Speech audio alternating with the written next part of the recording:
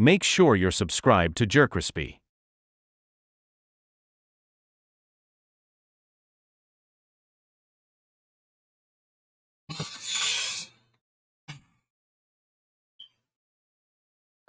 All right, here we go. We back at it again. What's up, y'all? It shows the most, that's the most. JerCrispy. When animators create, when animation creators get exposed. This is I think he did this before, but there's some more other animators on here.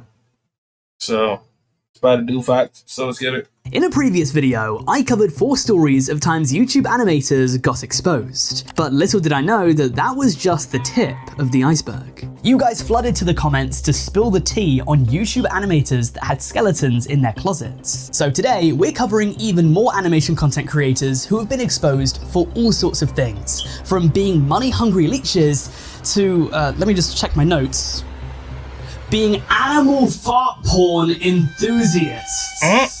I wish my life would have turned out differently, so that I didn't have to tell the world about animal fart porn, but apparently that's what we're doing today. So just like with the last video, we're gonna start off with some tamer tales, and as the video progresses, the stories are going to get absolutely ridiculous. If you're weak, you can wave the white flag and tap out anytime you want. But dear viewer, if you make it to the end of this video, absolute degeneracy awaits. So with that said, let's begin with a bit of a controversial one. To some people, she's a victim. To others, she's a villain. It's Illumation. Okay, who is this?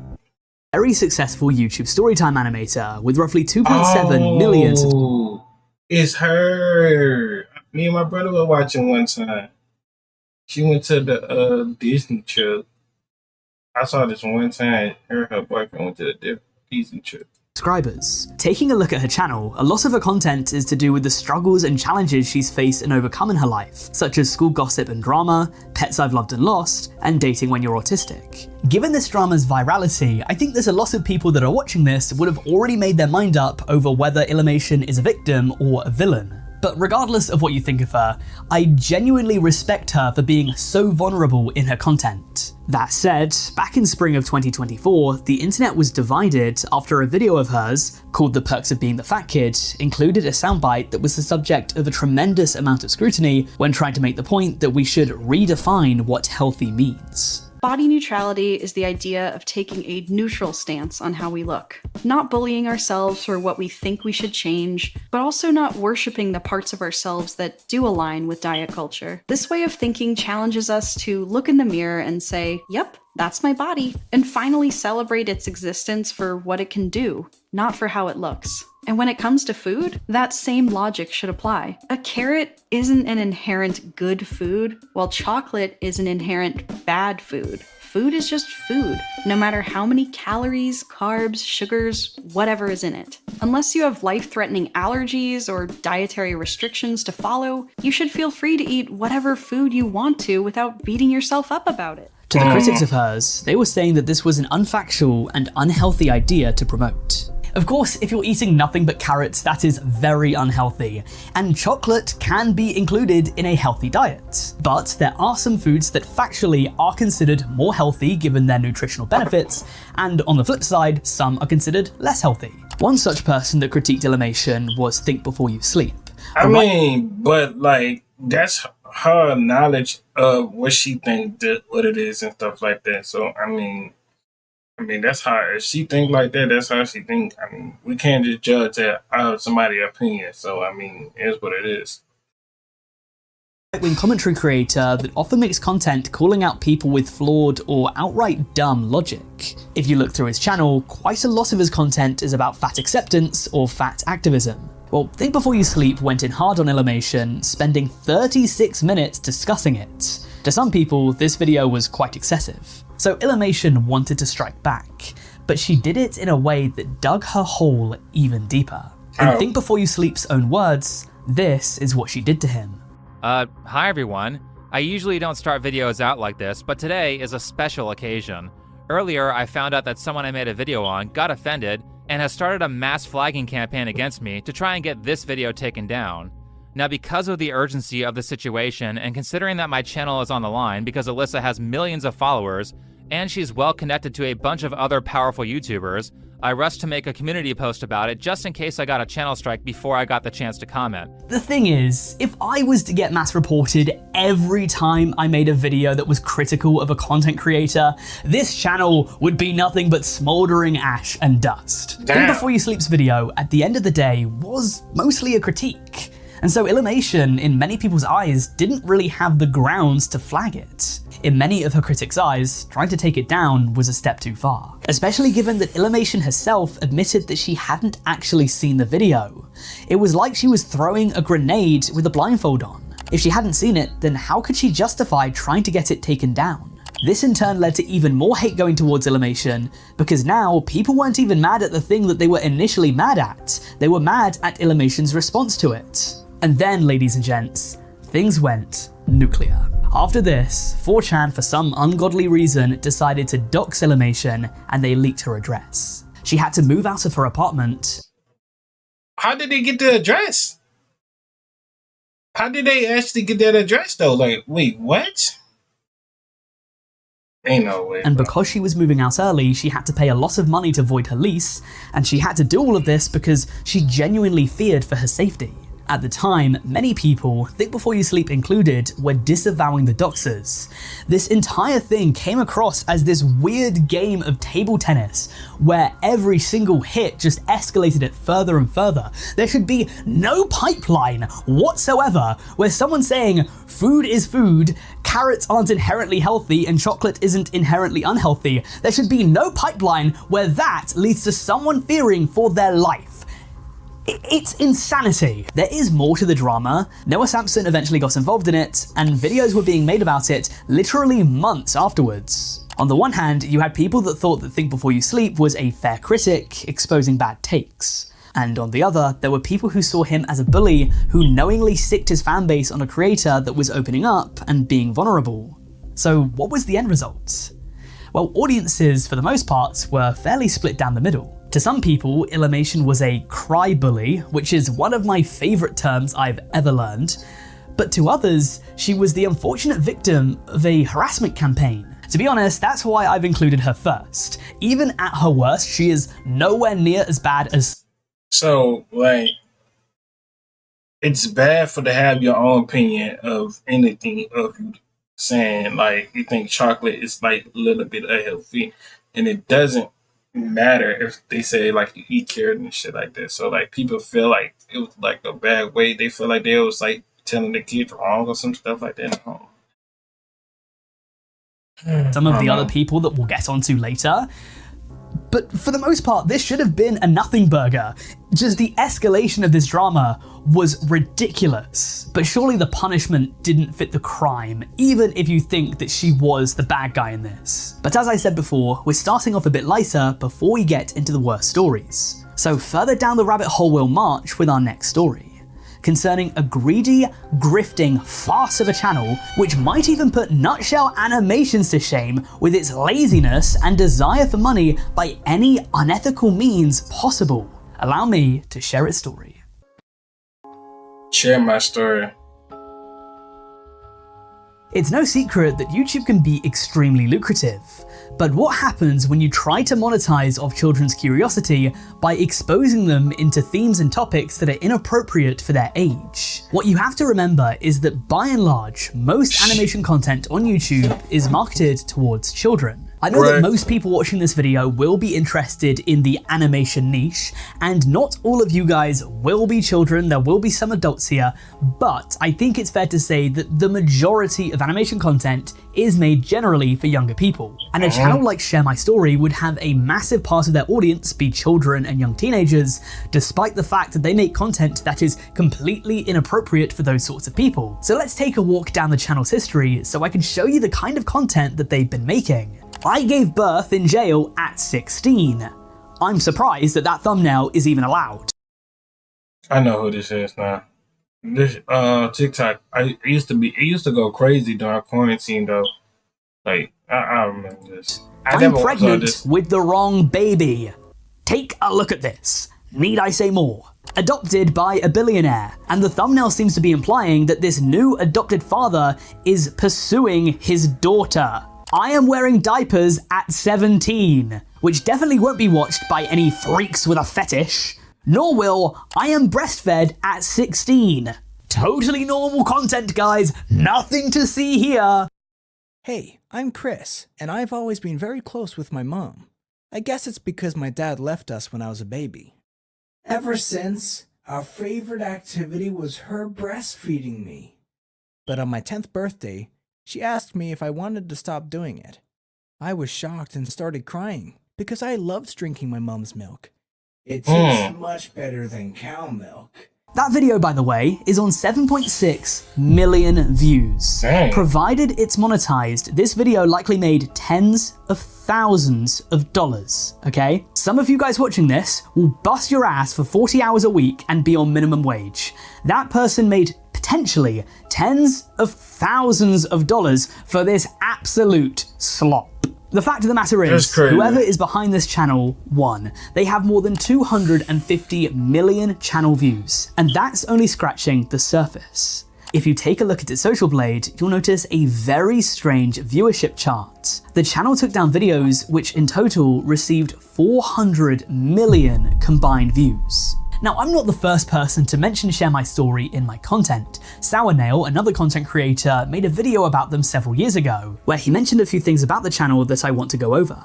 Number one, and I don't know how important this is to you, but I definitely find it interesting. At one point in the video, Sournail goes over the content that the channel's made in the past, and I noticed something that caught my eye. Sournail mentioned a video that was uploaded several years ago, by the time that he was covering it, which was back in like 2023. So the initial video would have been made like in the early 2020s. But when I saw it on their channel, it was only a couple of months old. So why have they made the same video but uploaded it years apart? Well, I have two theories. Theory A is that YouTube demonetized a lot of their content, so now they're re-uploading their old content to try and get it monetized again. Theory B is a bit more sinister. That theory is that the content has always been monetized, but they're trying to re-upload it to cycle in more views. Most of the time on YouTube, videos get the majority of their views in the first couple of months. So most of my content from back in 2021 get relatively 0 views at this point. However, if I was to take them down and then re-upload them, everyone that was watching me would get a notification and then they'd be like, oh, let me watch this. And that might kind of get the video back into the algorithm, if you know what I mean. Story short, they're just recycling their old content and getting paid for it. The sextuplet video, for example, had almost 10 million views when Sournail covered it, but now the re-upload only has 47,000. And it's the same length, so they haven't cut anything out. I really don't know why this was taken down and then re-uploaded the exact same several years later. And then I noticed something else. Within Sournail's video, he includes a screenshot of someone saying, "Only legends remember this video was uploaded before." So these guys have been re-uploading their own content for years, even back in 2023. And number two, the stories are fake. I don't know how big of a deal this is to you. To me, it doesn't matter so much, but there have been animated Tell My Story channels in the past which have taken user-submitted tales and, brought them to life with the power of animation. And this channel tries to pass itself off as one of those, but it's not real. And if you think that a 16-year-old is out there sucking his mum's tits and then is telling an animated storytime channel about it, I'm sorry.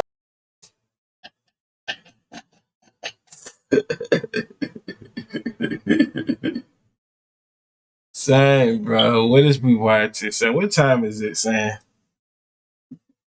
Son, it's 7:26 in the morning, son. What is I'm watching, son? Bro, can we just move on to the next one at this point, bro? Matter of fact, just finish it off. Sorry, that's on you. And number three, and this is the main point that I'm trying to hammer home, is that the main demographic for this content is kids and teenagers. Probably upwards of maybe like 14 years old. But I feel like he trying to relate to more kids and stuff like that. What's going on in people's household and all that shit. So everybody's household is not the same as you think it's going to be. So, I mean, everybody treat their kids different. So it just depends. No 50-year-old in their right mind is going to see an animated story of a 16-year-old sucking his mum's breast milk till she's gone dry and go, oh, that sounds like a reasonable video to watch, let me click on that. Doesn't happen. But a 10-year-old might see that and go, well, you know what? This kind of content, the animated story times that are made for young people, usually provide some sort of moral or some sort of lesson so that... Alright, let's move on to the next one. I'm tired of hearing this shit. Alright. Definitely keep the support coming. With that said, things are about to get rocky. Rocky. In the last video, many of you guys recommended that I looked into Rocky Raccoon, so shout out to you for getting involved in the comments. Wait, what Rocky Raccoon did, actually speaking? Because I watch him a little bit when I used to. So for anyone who's over the age of, say, 13 that's watching this, let me fill you in on who Rocky Raccoon is and why they're controversial, because I would wager the chances are you probably don't know. He's an animation YouTuber with more than 4 million subscribers, so a very large channel with a massive fan base of, well, kids. Throughout the years, many people have questioned Rocky Raccoon's behaviour, and one of the biggest examples of this was when he made a very sus animation of the girl doll from Squid Game. Ah, man. Yes, somebody stop you, Rocky Raccoon, because what the hell is this? This was included within a since deleted video where he had a bunch of animated girls doing something called the Jacko pose. The post was a zeitgeist of 2021 and became a challenge where people would shove their ass in the air above their head, like the character Jacko Valentine from the Guilty Gear franchise. Oh, God. To be honest, I think that this became a challenge because people wanted to see others get in that position. This is the writer's thinly veiled fetish. Maybe my brain's just porn rotted, ladies and gents. Maybe it's just me, but I think that that position is damn suggestive. So when you're putting the little girl doll from Squid Game in that position, people are gonna be questioning it. There is no way you can see this and think otherwise. I absolutely refuse to believe it. Obviously, it's a doll, so it doesn't have an age technically, but it's voiced by a 10-year-old and it's very clearly meant to be like a baby. So my question is, why did this dude think it was appropriate to take the time out of his day to make this? This would have taken some serious time. This is hand-drawn animation. Rocky Raccoon would cry on stream over the backlash and eventually took the video down. But some fans were quite sure that these were merely crocodile tears. Because, I mean, just look at his thumbnails. Are these not appealing to people that might be getting off to animated characters? Like, half of the thumbnails contain female characters in their bras and knickers, or male characters with no shirt on but crazy defined abs. In a video about the animator, a creator of the name Goat Cheese Juice was able to track down an apology by Rocky, where he stated that he made the Squid Game doll animation for more views. According to Rocky, putting the character in that position would get it seen more. So now we know for a fact that he's not above selling sex for profit. And that leads us even further down the rabbit hole because Rocky Raccoon was said to have an extremely controversial Patreon. Essentially, Rocky at a point in time made NSFW drawings and put them on their Patreon. But the problem with that is that when they came to promote their Patreon, they're essentially promoting NSFW content to their child audience. Apparently they were using the Patreon logo But the thing about Patreon, bro, is it's a whole different thing from YouTube. And you have to definitely pay. So Patreon is not free. It's not like, oh, he said, I'm gonna make this stuff free so y'all can go ahead and watch it. I mean, like I said last time, bro, it's already out there. A lot of people already thought about it. A lot of kids already be done it. Like, we already stuck. Kids already know what's going on. So there's no point of us trying to stop them, bro. So, I mean, I guess. Cover up any nudity, so it's not like they were yet. And next up is a content creator that did drop the ball. And that creator is Nyan Wolf. Who's this? Young Money. Nine Wolf is an animator that was recommended for me to look into by a commenter known as Kissinoppies. As I said in the last video, if there are any other animators that I haven't yet covered, comment their names down below and I'll be sure to look into them. For Nine Wolf though, their controversy has been breaking over the past several days, and it is one of the most debaucherous and perverted I have ever heard of. So for the vast majority of you guys watching this that don't know him, Nine Wolf is an animator with over 100,000 subscribers on YouTube. And they were exposed a short while ago by a YouTuber known as Sharky Leo for having an alt account where they were caught liking pictures of furry fetish porn and feral porn. This account is confirmed to be Nine Wolf, given that firstly, its username is Lycan Slasher, which is a known alias of Nine Wolf, and because it posts art of Nine's characters, and Nine Wolf's Instagram profile picture is art that was posted on the Lycan Slasher Blue Sky alt account, and when confronted within DMs, it was admitted. So this is Nine Wolf. I'm sure a lot of you guys watching this might be wondering what the problem is, and please do allow me to get to it, because being a furry isn't a crime or anything. You're not going to get arrested for coming out as a furry. There are known furries on YouTube. I think Pyrocynical is like confirmed a furry, and when he admitted it, it actually saved his career, it didn't ruin it. And that's where I have to tell the uninitiated the Weird question. How do you become one of those, actually speaking? No, I don't want to be none. I don't. There's nothing wrong with being afraid, but I don't want to be one of those. But I'm just saying, like, low-key, I had, like, a friend that went, like, asked the question of how to get one of those like that. And I was like, bro, I don't know, bro. To be honest with you, I don't know why you want to be like that, bro. I'm just going to keep it real. It's just dudes just dressing up in costumes, sweaty costumes. I don't even know. Difference between furry porn and feral porn. Now, despite my username, Foxakimbo, I am not a furry. I'm denying the allegations now, guys. I am not a furry. It just so happens that the name kind of sounds like it belongs to a furry. When I made it, I didn't think I would get this far. So it's not my forte, but to my understanding, the difference between furry and feral is that furry focuses on the mixture of human and animal features, I guess. So there might be, let's say, a fox, and the Dude, just get to the point. I'm trying to see why is the point. fox is like ripped. It has like, you know, six-pack abs and broad shoulders or whatever. Maybe it has boobs, for example. But you wouldn't see that in an actual fox. It's got anthropomorphic features. Whereas if you were into feral, it would straight up just be a fox. It would be on all fours. It wouldn't have human features whatsoever. It would just be a fox that's drawn in a weird way. And for critics of Nine Wolf, they're essentially calling them a zoophile, meaning that they are sexually attracted to animals. Is literally just a dog farting, but it was liked by Nine Wolf. There are no human features on this dog whatsoever. There is nowhere to hide. What about this image turns someone like Nine Wolf on? Because I struggle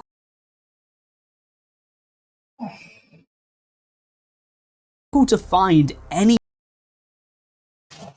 I'm gonna tell y'all this, and it's 7 o'clock something in the morning.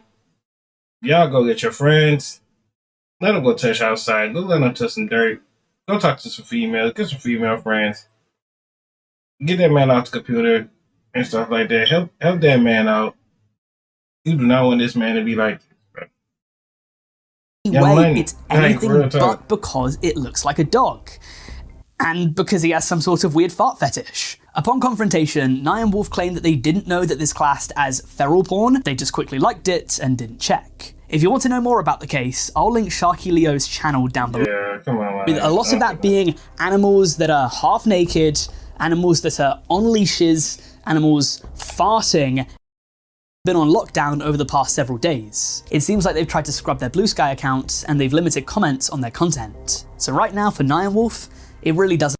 Alright, bro. So I hope y'all enjoyed the video. Make sure to like, subscribe, follow our social media pop on the screen. We're on the road to 500. If y'all want more of this, just run up the views, bro. If y'all don't, then it's what it is, bro. 500. Subscribe. Subscribe!